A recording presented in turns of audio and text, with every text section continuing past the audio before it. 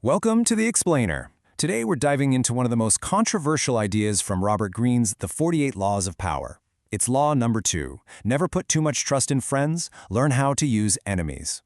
Now I know this one goes against pretty much everything we've ever been taught about trust and friendship. So let's get into why this seemingly cold-hearted advice might actually be a critical strategy. So let's just start with the big, uncomfortable question right up front. We're always told to lean on our friends, to build our networks with people we trust. But what if that's all wrong? Could your closest allies, the people you'd take a bullet for, actually be the biggest risk to your success? Well, according to this law, the answer is a resounding yes. All right, so why? Why are friends supposedly so dangerous in a professional world? Well, it all boils down to one simple thing. A workplace, to be effective, needs a certain amount of distance. In friendship, well, friendship is all about closing that distance. When you mix them, you're stepping right into what Robert Greene calls the jaws of ingratitude. I mean, just listen to that phrase, eat you alive with ingratitude. It's so visceral, right? And it gets right to the core of the issue. When you hire a friend, you're not just a boss anymore. You're the friend who's now the boss, and that can get messy. Suddenly, envy can start to bubble up. They might feel like they're owed more because of your history, and that friendly bond can curdle into this hidden resentment that's working against you from the inside. And if you look at this side-by-side comparison, it becomes crystal clear. On one hand, you've got the friend you hired.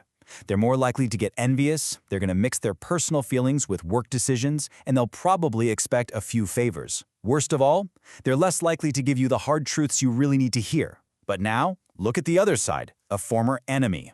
They have everything to prove. They're going to work their tail off, keep things strictly professional, and their loyalty isn't based on some fuzzy emotion. It's a clean, clear transaction. They're there to do a job. So let's be super clear here. This law is not telling you to become a cold, calculating machine who doesn't have friends. Not at all. It's about clarity. It's about remembering that at work, the goal is, well, the work.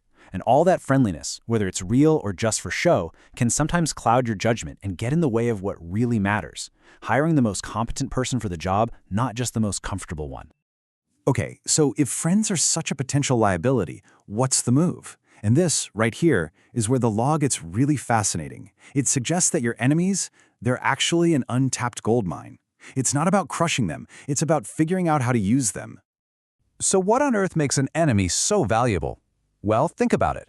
For starters, you know exactly where they stand, no hidden agendas. Plus, they are incredibly motivated.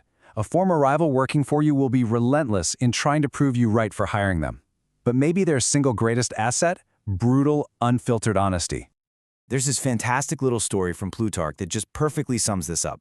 There was this king, hero of Syracuse, and one day, an enemy publicly calls him out for having bad breath. The king is totally stunned. He goes home to his wife and says, "Why in the world did you never tell me this?" And you know what she said? She said she thought all men's breaths smelled like that. See, the people closest to you are often too afraid to hurt your feelings or just too close to see the problem to tell you the truths you absolutely need to hear. An enemy has zero problem with that. Now, if you want to see a true masterclass of this law in action, we have to go back to Napoleonic France. We're going to look at how two guys who absolutely hated each other decided to team up and ended up changing the world. Okay, picture this. It's 1807. Napoleon's foreign minister, a brilliant guy named Talleyrand, is convinced that the emperor is going mad and is going to destroy France. He needs to conspire against the most powerful man on the planet. He needs a partner he can trust completely. So who does he pick? A lifelong friend? Nope. He picks Joseph Fouché, the vicious head of the secret police, his most bitter rival, and a man who had literally tried to have him killed. It's an absolutely insane choice. Or is it?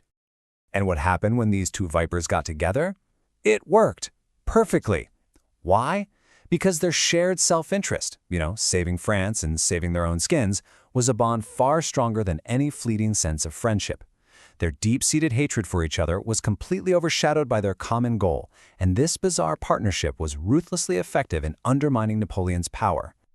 Now we get to the final, most powerful application of this law. This is the 4D chess move. It's not just about using your enemies. It's about completely neutralizing them by turning them into an ally. And who said it better than Abraham Lincoln? You destroy an enemy when you make a friend of him. I mean, think about that. The ultimate win isn't just beating your rival. It's converting them. Because when you do that, you don't just eliminate a threat, you gain all their strengths, all their knowledge, and their entire network. For a more modern take, look at Henry Kissinger during the Vietnam War. He found out he was the target of a kidnapping plot by anti-war activists. Now, he could have thrown the book at them, but instead, what did he do? He met with them, privately. He didn't yell or argue, he listened. He charmed them. He explained his own position. And in the end, he didn't just defuse the threat. He actually turned one of the conspirators into a friend for years to come. He literally destroyed their enmity by offering friendship. So when you strip it all down, law number 2 isn't about being paranoid or heartless. It's actually about emotional discipline. It's about having the clarity to look at people and see them for who they are and what they can do, not just how you feel about them. Real power, this law argues, comes from being able to judge with a totally clear head who is the best person to help you get where you need to go, regardless of your personal history. And that's where we'll leave it for this explainer. This law really forces you to look at every relationship in a new light. So, the question I want to leave you with is this. Who have you been overlooking? Is there a rival, an opponent, or even just a critic in your life whose talent and honesty you've dismissed just because you don't like them? They might just be your single greatest untapped asset.